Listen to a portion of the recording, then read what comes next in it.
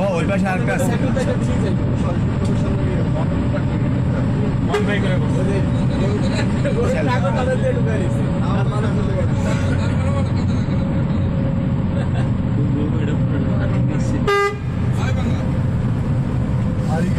পাকিস্তান জিন্দাবাদ।